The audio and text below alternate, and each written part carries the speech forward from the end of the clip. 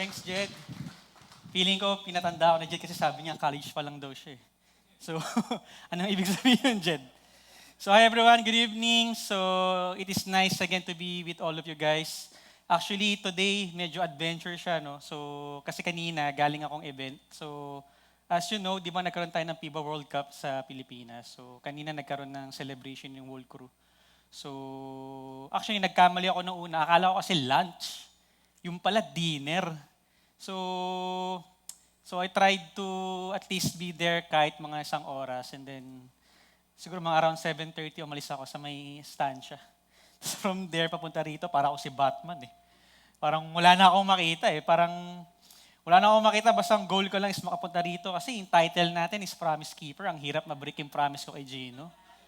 So, it is nice to be with all of you guys. So, I'm very grateful na maging part ako ng speaker ng this amazing series natin, no, Promise Keeper. Kasi nowadays, di ba, parang kung mapapansin nyo, and even myself, I caught myself nung di ko pa kilala si Christ. It is easy for people to break the promise, di ba? Kaya nga, di ba, may kasabihan tayo, correct me if I'm wrong, promise are meant to be broken. Tama ba yun? Tama, may nag-guess, di ba? May nag-guess. And in fact, pag napanood niyo yung mga ibang teleserye, di ba, both Filipino and Korean, no, lagi may ganun. Kala ko ba, tayong dalawa hanggang sa dulo? Di ba, may mga ganun, di ba? So nowadays, it is easy for all of us to break promises. Parang hindi na siya, parang normal na siya. So pag na-break mo yung promise mo, parang for all of us, normal lang yan, nangyayari talaga yan. No? But it is very comforting to know, no, that there's someone up there na never siya mag-break ng promise. It is nice to understand that dito sa mundo natin, it is easy for everyone to break the promise. But meron isang nilalang, no? Hindi nilalang, no? Isang someone na never niya i-break yung promise niya. But we need to understand that we need to do this under His context. Okay? We need to understand that we need to do this under this context. Kaya nga, ang ganda ng discussion na ginawa ni Docs sa session 1 about the promise keeper. In fact, shinare niya sa atin itong very famous na verse. I'm sure most of us pwedeng sabihin ito yung life verse nila. Or kapag may pinagdadaanan tayo, ito lagi pinahawakan nila. No? Sabi nga ni Doc doon, "For I know the plans I have for you, declares the Lord. Plans for welfare, not for evil, and to give you a future and hope." Kung babasahin mo to, di ba napakagandang promise? Pero kung di mo naiintindihan yung context na to, pwede kang maligaw sa gustong sabihin ng verse na to. Pag binasa mo to, pwede mo lang isipin, di ba, na parang, sabi ni God, meron siyang plans for me. O so, sige, mag-pray ako kay God. And pag hindi nangyari, sasabihin mo kay God, Lord, kala ko ba may plan ka sa akin? And that is why we need to understand the context of this verse. Kasi if we fail to understand kung ano yung totoong konteksto nito, itong verse na to, hindi natin makikita yung real value. And at the same time, diniscuss din ni Brother Alex nung last week about the Lord has a plans for all of us. Di ba, minsan meron tayong mga plano talaga na hindi nangyayari sa life natin eh. Na meron tayong expected na plan, pero hindi ganoon nangyari. And somehow, nagiging disappointed tayo. Kaya kailangan natin maintindihan tong series na to. And for me, it's a blessing for me to really to be part of this series. Kasi nung inaaral ko to, mas naiintindihan ko, no? Parang sa atin, di ba alam natin may plano si God sa atin. And in fact, ang daming plans ni God, no? Ang daming mga plans ni God sa life natin. In fact, marami pang mga promise na, amazing promises si God pag may binasa tayong Bible. Pag binasa natin yung Biblia. Pero kung titignan natin, when things doesn't happen the way we want, it is easy for us to blame God. Di ba? Parang, Lord, akala ko ba may plano ka sa akin? Pero ba't ganun din nangyayari yun? Bakit, Lord, gento? Bakit sabi mo may gento ka? Sabi mo sa akin, Lord, it is not good for man to be alone. Pero bakit ganun, Lord? Wala pa rin akong God's best. We tell it to the Lord as if na parang kasalanan niya. Pero kung titignan mo yung konteksto ng buhay mo, ang tanong sa'yo, sinusunod mo ba talaga si God? Example, nag-promise sa'yo si God ng trabaho. Wala kang makuha ng trabaho. Hindi mo rin ginagawa yung part mo. Sasabihin mo, God, Lord, ba't wala ba akong trabaho? Pero ano ba yung part mo dapat na gawin mo? Kailangan mo mag-apply, di ba? Hindi ka rin pala nag-apply kasi, kaya di ka pala nakakuha ng trabaho. So you see, hindi natin nakukuha yung part natin. Hindi natin nagagawa yung part natin. At the same time, the context of relationship, all of us here, singles, I'm sure, majority of us here wants to be married someday. Okay, we pray for our God's best. Lord, bigay mo sa akin yung God's best ko. Pero minsan, bakit tayo nauuwi sa pagkakataon nagkakaroon tayo ng heartache? Bakit? Kasi sabi ni God, wait. Pero ikaw, pinangungunahan mo siya. And even pag sinabi ni God sa'yo na wait ka, ikaw, pinulagay mo yung sarili mo in a situation na pwedeng ma-stir up yung emotions mo. Sabi ni God, wait, di mo pa time. Pero ikaw, usap ka ng usap sa tao. Nakahing dalawa lang. Di ba naaaraos yung puso mo? May nakaka-relate po ba? Mayroon po bang mingiti dito ngayon? Mayroon po bang guilty? But the reality is this, it is easy for us to always point blame to God. Where in fact, minsan, tayo ay may kasalanan. Tayo ay may kasalanan. The same thing then in the context of this verse, sa mga Israelites. Nakakalungkot dito, one of the things that we need to understand, di ba, na-explain to ng mga speakers natin, yung exile ng Israel to the Babylonians, and then nagbigay ng promise si God that after 70 years, magkakaroon kayo ng redemption. Okay? Pero bakit ba nangyari yun? Bakit it took a lot of years for that to happen? Ano ba kailangan natin maintindihan when it comes to the Israel, in line also for our topic for tonight? To give you an idea, ito yung mga ginawa nila. Israel has broken the covenant. Yung covenant nila kay God. And ano yun? They worship other gods. Sabi nga, di ba sa covenant nila, you shall not worship other God than me. Pero dito, they worship other God. And at the same time, Israel leaders become corrupt. Okay? They take advantage of those people who are weak. In fact, kung babasahin niyo yung story ng Jeremiah, yung mga taga-Israel, yung mga leaders, they always go to the temple. They worship the Lord as if ordinary day. Parang ordinary day lang, as if nothing happened. Pero after nila umalis ng temple, they worship other gods. In fact, sa sobrang grabe ng idols nila, they even worship the god of Canaanites. Si Molech, kung kilala niyo, And alam niyo ginagawa ng mga tao doon sa religion ng Canaanites, they offer their children. Okay? Na-encounter niyo na ba yun? They offer their children, sinusunog yung children. They offer it to the gods. So imagine niyo yun, itong mga tao they worship God and at the same time worship other gods. And they expect God to be faithful with them. And they expect God to fulfill their promise to them. Pero sila, ganoon yung heart nila. And that's also amazing thing about kay God. Despite the fact na ganoon yung mga Israel, the Lord is faithful to them. In fact, binigyan pa sila ng pagkakataon. Binigyan sila ng pagkakataon to really to redeem themselves. And that is also the part of plan ni God for the Israel, the part of redemption. Kaya sila pumunta sa ganong situation wherein they will wait for 70 years just for that redemption plan to happen. But to start our topic for tonight, that's something that all of us want to understand. You all want yung promise ni God to be fulfilled in all of us. Tama ba? You all want God's promise for all of us to be fulfilled. Pero ang tanong ko rin sa inyo, are you doing your part? Ang sarap kasing pakinggan na may plano si God sa'yo eh. Pero hindi lang yung part na yun na kailangan natin intindihin. Yung part din na kailangan natin intindihin, isa sa atin. Are we also doing our part? Are we doing the part that the Lord have told us? And ito yung maganda sa topic natin for tonight, okay? About listening, okay? The one thing that I appreciate kay God is when He bless the people, hindi niya lang binibigay isang bagay. Okay? Binibigay niya in such a way na ready tayong tanggapin to. Example, si Nate, coach siya ng basketball.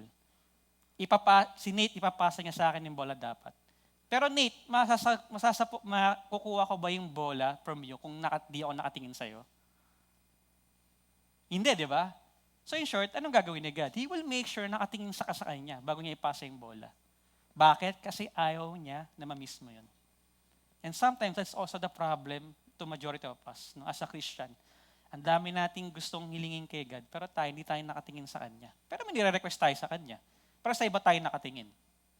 And that is something that we need to understand. And tonight, one of the things that we will study from our series for tonight. So before we start, can I invite everyone to just pray first? Is that okay? Can we all down our heads? Panginoon, salamat for this night, Lord, that again, it is nice to be reminded of your faithfulness to all of us.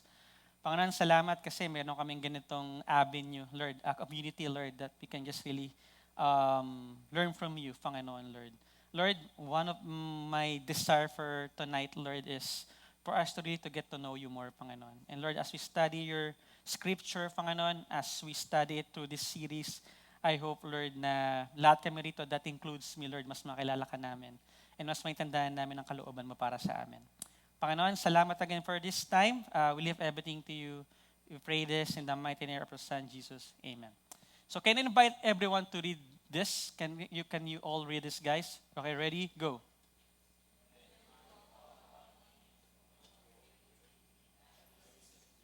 All right. So Jeremiah 29, chapter 29, verse 12 says, "Then you will call upon me and go and pray to me, and I will listen to you."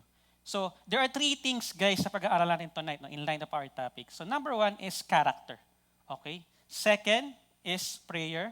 And then third is our listener. So let's start first with character. Okay? So I want you guys to focus your eyes on the highlighted word. Okay? Words. Okay? So that is call and go. So what do you mean by this? No? What does the scriptures tells us about these two words na very important na kailangan natin maintindihan tonight? Okay, when we say call, okay, call means to cry out, okay? A meeting or an encounter. While go is a walking in a journey and lifestyle. And bakit sinabi yun? Bakit important yun? Bakit sinabi ni God yun kay Jeremiah? Because the Israelites are not crying to God and they don't have a lifestyle or journey that is pleasing to God. Okay? Yung lifestyle nila is not pleasing to God. Just like what I've said kanina, no? Yung mga Israel, they're not really worshiping God. In fact, hati yung heart nila when it comes to worshiping the Lord. No? Mini-worship nila si God, yes, pupunta sa temple, pero yung heart nila is not fully devoted to the Lord. They still also worship other gods. Kahit na winar na sila ni Jeremiah during that time, they still rejected. In fact, kung babasahin niyo yung buong book of Jeremiah, they even sinaktan nila sa Jeremiah. Because hindi nila paniniwalaan yung sinabi niya, no? And in fact, kung titignan mo yung other version, sabi dito sa NLT version, in those days, when you pray, I will listen. So meaning, hindi pa talaga sila nakikinig during that time. Okay? Hindi sila nakikinig. Okay? And if we will check yung heart ng mga Israelites during that time, babalik lang tayo ng konti sa chapter 11, ang sabi dito, "Therefore, thus says the Lord, behold, I am bringing disaster upon them, that they cannot escape. Though they cry to me, I will not listen to them. Then the cities of Judah and inhabitants of Jerusalem will go and cry to the gods, to whom they make offerings, but they cannot save them in the time of their trouble." So if you will check the highlighted word here, though they cry to me, I will not listen. Bakit? Because kung titignan niyo yung buong verses na to, yung buong chapter na to, makikita natin that these people have other gods. O sige God, di ka maikinig sa amin. O sige, sa ibang God na lang kami. So in short, kung titignan mo yung heart ng mga Israel, wala silang tiwala kay God. Okay. Kaya si God sabi niya, I will not listen to you. Bakit? Kasi at first place, hindi naman talaga fully devoted in heart mo. And one thing that we can see from here is the character of the Israel. Kaya nga when we pray to God, when we ask Him, do you listen to us? O do we listen, kung nakikinig ba siya sa atin? Ang tanong is, how's your character? Do you trust the Lord? One characteristic na maybe some of you na-relate is tayong mga tao, medyo sigurista tayo. Tama ba? Medyo sigurista tayo. We wanna make sure that things will happen. But iba siya when it comes to the kingdom of God. No? Kaya nga tayo sinasabi na by faith. No? Kahit hindi mo maintindihan na nangyayari, I will still trust you.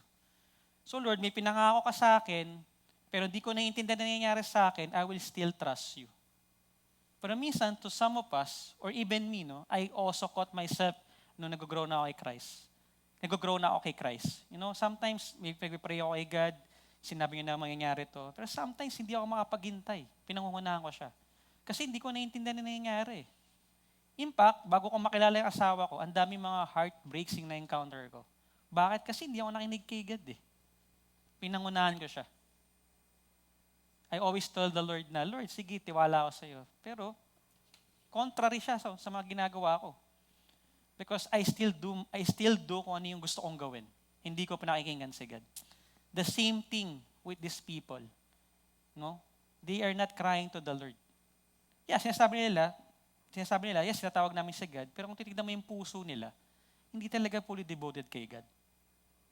And sabi pa dito, for your gods have become as many as your cities, O Judah, and as many as the streets of Jerusalem are the altars you have set up to shame. Altars to make offerings to Baal. Therefore, do not pray for these people or lift up a cry or prayer on their behalf. For I will not listen when they call to me in the time of their trouble. What a very sad situation for the people of Israelites. The reason why God didn't answer their cry or prayers is because of their iniquities, sin. It is because of their sin. They turned back from God to their gods. Walang complete devotion kay God. And that is why, pag naintindihan mo itong chapter, itong book na to, it will make you understand. Bakit nga ba it took the Lord 70 years for these people, okay, to experience yung redemption plan ni God. And ang ganda nga nang diniscuss ni Brother Alex last time, di ba? We should embrace in discipline because those 70 years na pinagdaanan ng mga Israels, those are the years na didiscipline sila ni God. And sometimes we also go through that. No, yung mga plans sa atin ni God, yung mga promises niya, He is faithful to that. But He want to make sure that we are ready once na-receive natin yun. And that is why dadaan tayo sa discipline. No, I remember a story in my life, in my career sa work. So, there's a point in my life, sa career ko na I asked the Lord before I went to my current company, Signal. I asked the Lord, hindi na ako nag-grow dito. Would you allow me to go to the another work para mag-grow ako? So sumagot si God, sige, pwede ka nang lumipat. I promise you, you will have, magkakaroon ka ng bagong work. So ako, nag-apply ako. Siguro mga 10 companies in-applyan ko, walang tumanggap sa akin. And for me, as in my skill set, sabi ko, kahit average company, matatanggap ako. Pero kahit average company, hindi ako natanggap. So nag-pray ako kay God, Lord, bakit ganun? Bakit sabi mo sa akin, ang promise mo, magkakaroon ako ng work pag lumipat ako? And then the Lord revealed to me my true condition of my heart. Ang sabi sa akin ni God, papaalam ka, interpretation ko lang po ito, okay? Baka sabihin nyo na sa Biblia yan. Sa akin po ito, conversation po namin ni God to. Sabi sa akin ni God, papaalam ka sa akin na mag-resign, pero pag inoperan ka ng dati mong company, mag-stay ka. So meaning, sigurista ako. I'm not trusting the Lord. So during that time na convict ako, so I immediately passed my resignation to my boss. And no kidding, after 2 hours may tumawag sa akin. Punta ka na dito. Interviewin kita. And then after 1 week, natanggap na po ako. So, what is the lesson behind the stories that I shared to you? Sometimes, ganun tayo eh. We always tell the Lord, sige Lord, I'll trust you. Pero minsan, yung condition ng heart natin is not right. And that is why minsan dinadaan tayo ni God sa mga frustration. Just like me, hindi ako natanggap ng 10 companies. And it is very hard for me to accept that during that time. Pero I cherish that discipline because the Lord taught me, hindi, kailangan mo magtiwala. Hindi mo pwedeng, kailangan fully surrender ka sa Kanya. You know, the same thing with these people. Okay, that is why the Lord doesn't listen to them. Bakit? Kasi hindi naman talaga sila fully devoted kay God eh. By their lips, they say they trust the Lord. Pero in their heart, hindi. And yun yung sinasabi ni God dito to this chapter. And in fact, sabi pa nga sa Isaiah chapter 59 verse 1 to 2, Behold, the Lord is not shortened that it cannot save, or is dull that it cannot hear. But your iniquities have made a separation between you and your God, and your sins have hidden His face from you, so that He does not hear. So the question that I want you guys to hear right now is this. Mga kapatid, how's your relationship with God? How's your relationship with God? Baka the reason why hindi mo siya naririnig is because there's something inside your heart that affects your character. Baka malay mo, may sinasabi na si God sa'yo, pero hindi mo naririnig. Bakit? Kasi mayroong problema sa character natin. And the most common problem that we have when it comes to our character is this, no? Yung sin. Okay? And sin. So how's your heart before the Lord, guys? You know, God looks at our heart, our character. And the principle that we can learn from this is this. God is more concerned of our character more than our comfort. Now, when we go to the Lord, sometimes we ask for things, no? Because we want things to be comfortable. Lord, nahihirapan na ako. Tanggalin nyo na to. Because ang reason natin is we just want to feel comfortable. But you know what? When it comes to the Lord, He is after our character. And sometimes He allows us to feel disappointed because He wants to fix our heart. Because He is after our heart. He is after our character. So the first point that we understand from this verse is number one, character. Second is our prayer. Okay? And then let's look at this highlighted word, pray. No? So yung pray, the word pray there is not just pray, no, that we all know. But pray means someone who is speaking in authority, pleading or interceding. So now I want us to look at Genesis chapter 18, where Abraham intercedes for his neighbor. I believe we can learn a lot from Abraham's prayer. Okay? Especially in Genesis 18. No? Kung kita mo yung context nun, it tells there that God is about to destroy Sodom because of their sins. In fact, grabing sin. Sabi pa nga doon, kung titignan nyo, particularly in verse 20, sabi dito, because the outcry against Sodom and Gomorrah is great, their sin is very grave. Okay, ganun na katindi yung sin ng mga tao doon, no, sa Sodom and Gomorrah. So let's all look this verse. So guys, can you help me read this verse again? Okay, ready? Go.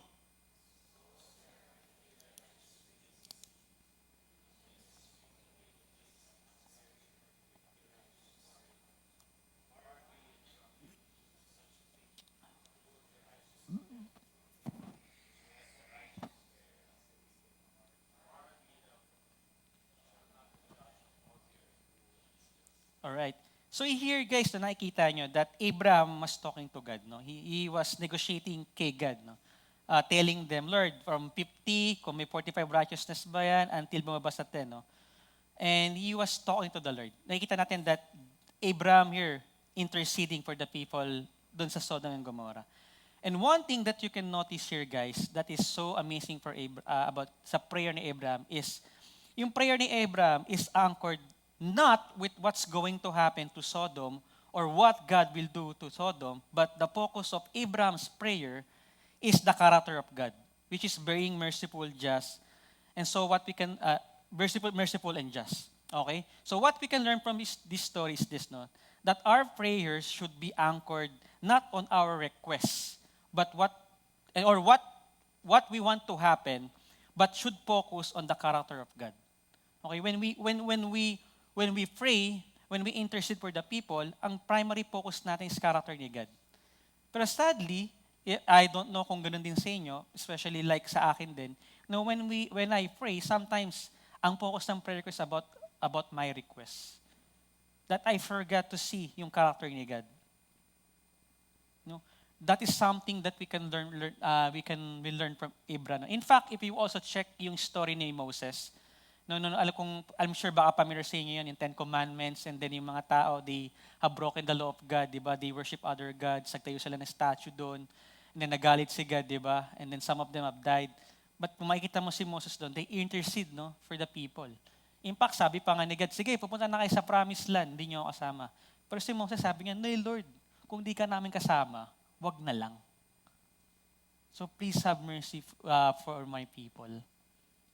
And ang focus ng prayer ni Moses during that time is not about ano kung mangyayari, no, sa mga people of Israel. But ang focus niya is the character of God, which is being merciful and just. And if you also check yung life ni Daniel, okay, no, when he interceded for the exiles, sabi dito, I prayed to the Lord my God and made confession saying, O Lord, the great and awesome God, who keeps covenant and steadfast love with those who love Him and keep His commandments. You know what, guys? If you will check tong chapter na to, if you want to learn more about prayer, you can learn a lot from Daniel. Kung makikita niya rito, si Daniel, he started his prayer by emphasizing the character of God. Great and awesome God, keeps covenant and steadfast love. Kaya kung mapapansin nyo, if you have attended, di ba, yung mga prayer and fasting, we always follow the acronym ACTS. And the A there stands for adoration. Because when we pray to the Lord, we always adore His character first. In fact, when Jesus Christ role modeling prayer, nung tinuruan niya yung mga disciples, di ba, ang sabi, Our Father who art in heaven, hallowed be your name, your kingdom come. It is all about recognizing yung character ni God. Pero kung titignan nyo nga minsan yung prayer natin, and just like me, no, sometimes mas nauuna yung request natin before we adore the Lord. And that is something that we can learn from Daniel. In fact, sabi niya pa dito, we have sinned and done wrong, acted wickedly and rebelled. Turning aside from your commandments and rules. We have not listened to your servants, the prophets, who spoke in your name to our kings, our princes, our prince, our fathers, and to all the people of the land. Now, Daniel started by telling who God is, and then followed by describing their character, which is being sinful. Such an humility for that person. And right now, I will ask you a question, guys. If God will send the transcript of your prayers, ano magiging laman nun? If si God bibigay yung transcript, di ba, lahat ng prayers nyo, binigay ni God yung transcript, lahat ng prayers nyo, and tinignan nyo kung ano yung laman ng prayer content nyo. Will it be about your prayer requests? Will it be about the things that you want to happen? Or yung transcript ng prayers nyo is all about the character of God? Now, such a humbling question that we can ask for ourselves. Ano ba yung content ng prayers natin? You know, the goal of our prayer is to get more of God, not more of our requests. Because praying kay God is a privilege, guys. The blessing about prayer is not that sasagutin niya lang yung prayers natin. But the greatest blessing of prayer is encountering the Lord. And sometimes we miss that. Because we are too focused on the things that we want to happen. Nakakalimutan na natin yung character ni God. And worse, minsan nakakalimutan pa natin that we are facing the most holy God. Ako, I am guilty that sometimes I treat the Lord as just parang genie. Lord, di mo binigay sa akin? Sige, tampo na ako sa'yo. Pero ang reality, na-miss ko yung blessing of just being with God and just telling Him everything. And na-miss ko yung part that He have comforted me because I was too focused on the things that I want to happen. So guys, how's your character? Second, how's your prayer? And then last, our listener. Okay? Ang sabi dito, then you will call upon me and go and pray to me and I will listen to you. No, the word listen here means a careful listening as well as responding. So meaning listen is not just listening, but a careful listening, but at the same time, there is also obedience. Okay? God will not just listen to them, but will grant their request according to His will. Okay, tandaan niyo yan. Huwag niyo kakalimutan yun. According to His will. When we say His will, His timing, His ways. Okay? Singles, have you prayed for something and been waiting for a long time to answer? Meron pa kayong mga ganun, mga prayer requests kay God that you've been waiting for so long, pero di pa rin feeling nyo, di sumasagot si God. Sa sobrang dagal, hindi mo na pinagpipray. Sa sobrang, maybe na-discourage ka, na-disappoint ka, hindi mo na siya pinagpipray. But, well guys, I want everyone to understand this. And let's go to this chapter, Jeremiah 33. The word of the Lord came to Jeremiah a second time while he was still shut up in the court of the guard. Thus says the Lord who have made the earth, the Lord who formed it to establish it. The Lord is His name. Call to me and I will answer and will tell you great and hidden things that you have known. Now the Lord knew that the Israel is waiting for 70 years, okay? And alam niyo yung cry ng mga tao na natatagalan sila. Okay? We all heard that. Okay? In fact, kahit tayo din, no? Yung mga prayer requests natin when we felt na the Lord is not listening to us, so feeling natin hindi naririnig ni God because He is not answering. He heard that, mga kapatid. He heard that. And sometimes, ang problem natin is this, because when we are praying kay God, sometimes we have this preset of answers in back of our head. Kaya minsan, di natin naririnig yung sagot ni God. Because we're waiting for the Lord to say the things that we want to hear. Are we communicating, guys? At back of your head, Lord, ito yung gusto kong mangyari, ito yung gusto kong marinig sa'yo. And pag di mo narinig yun, you felt like, Lord, hindi ka naman yata nakikinig eh. Ba't di ka sumasagot? And in this verse, it tells us, no, the answer that yung binigay ni God to Jeremiah is this, no, He told the people kung ano yung character niya. He reminded the people who God is. He told the people at the end of this day, ano man ang problema mo, even you have committed sin or you have a problem, they are not, di sila yung may final say. Si God yung may final say. And you know what? The best thing that we can learn from this is this. You know, the best answer that we can get when we experience problem in life, or when we are praying for something and we've been waiting for it for so long, you know, the best answer, you know, that we can hear from the Lord is when He reveals His character. Pero most of the time, and the people of Israel, you know, yung sagot ni God minsan for them is not pleasing eh. It's not enticing, kumbaga. It's not enticing. Pero hindi lahat ng bagay na marinig natin kay God is enticing for our nature, human nature. You know, one of the good example is this, that if you want to be healthy, di ba? Physically healthy, okay? And the doctors always told us, dapat kumain tayo ng gulay. Tama? Tama, di ba? Pero sino dito would honestly say na ang favorite nila ang palaya?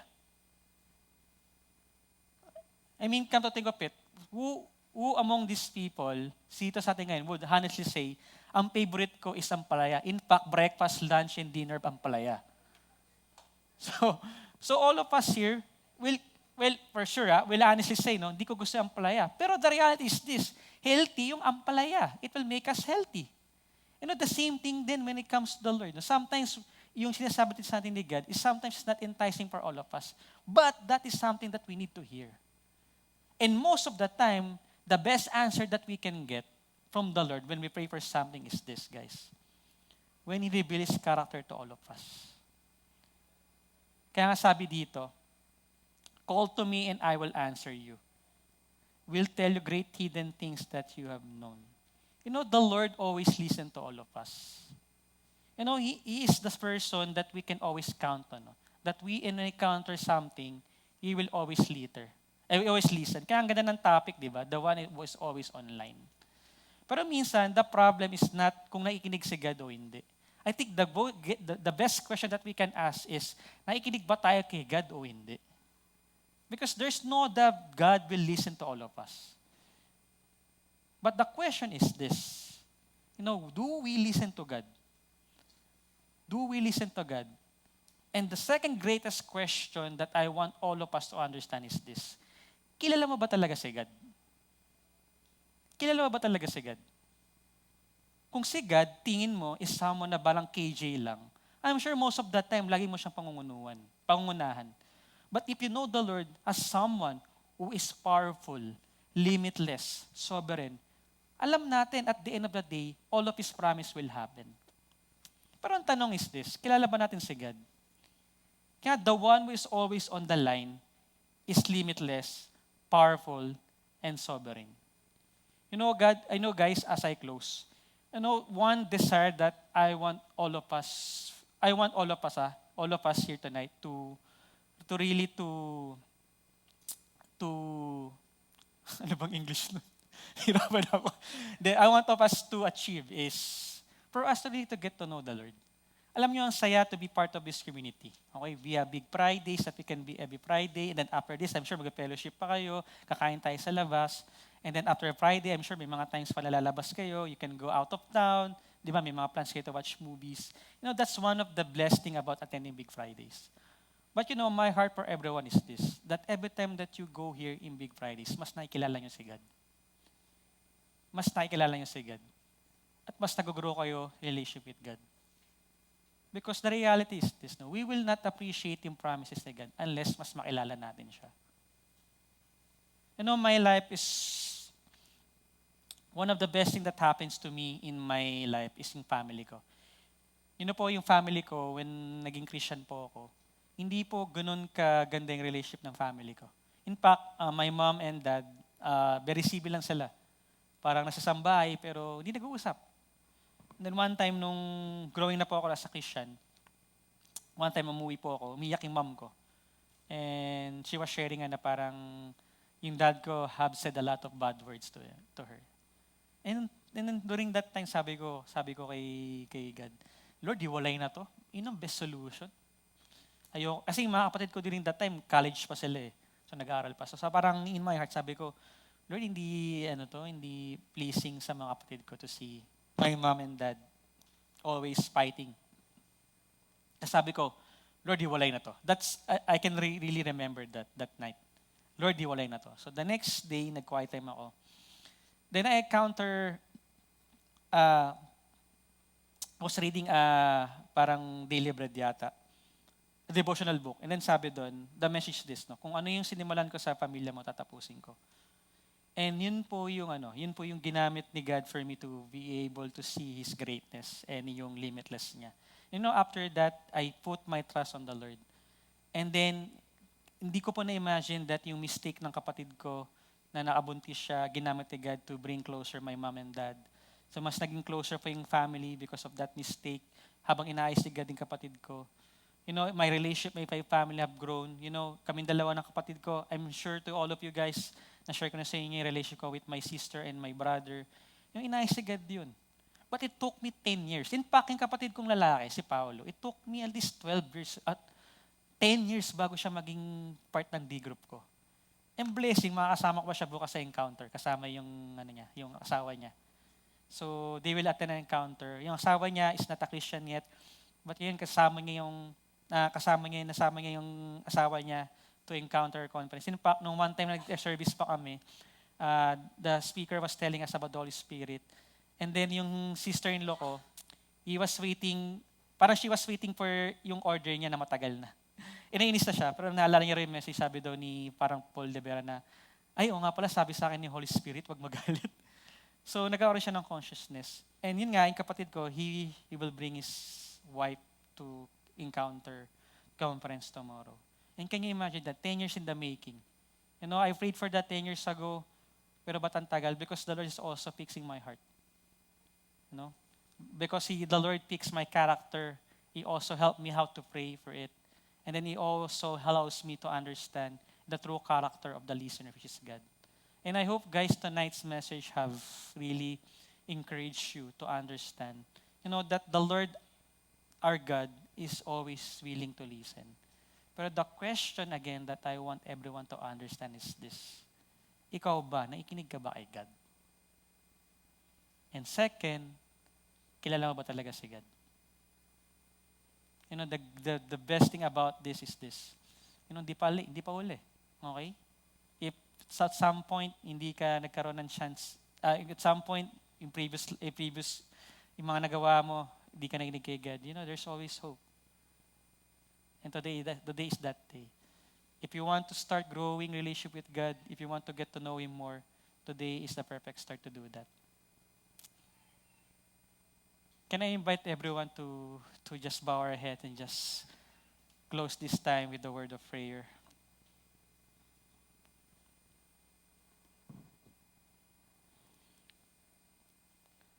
Panginoon, salamat for tonight. It is nice to be reminded, Lord, that for us to be able to appreciate your faithfulness, there's a great need for all of us to really to have this heart, Lord, who is really longing for you, who is crying to you, Panginoon, who is really have a lifestyle of pleasing you. Lord, tulungan niyo po kami kasi yung puso namin, Panginoon, kailangan po ng tulong, Panginoon. And the only person that can change that is you, Lord. Lord, help us, Lord, to always purify our hearts, Father. Help us, Lord, to clean our hearts so that everything that you will say to us, every time that we pray, Panginoon, Lord, maririnig po namin. Panginoon, kilala niyo po yung mga kapatid ko tonight, Lord, who is struggling or maybe struggling with something. They're encountering problems, Panginoon, or they've been praying for something, Lord, pero hindi pa nila narinig yung sagot niyo. Lord, may you always comfort them that you are faithful. May you always remind them that you are faithful. May you always remind them that you are listening to them, Father. May you always remind them that you are sovereign, Lord, that you know the perfect timing to answer those prayers, Father. Remind them that you will not abandon them regardless, Lord, na nagkamali sila o hindi, Panginoon. And Lord, tonight, Lord, I just want to lift up everyone here to Lord. Lord, I really want these people to understand, Lord, that day we need to listen. We need to do our part, Father. So if there's something, Lord, that's blocking our hearts, Lord, para marinig namin yung sinasabi niyo, Lord, Lord, pakitanggal niyo po yung Panginoon. Lord, wag niyo pong hayaan lumabas yung mga kapatid ko tonight sa room na to, Lord, without taking those things, Lord, that hinders them, Lord, from hearing you, Father.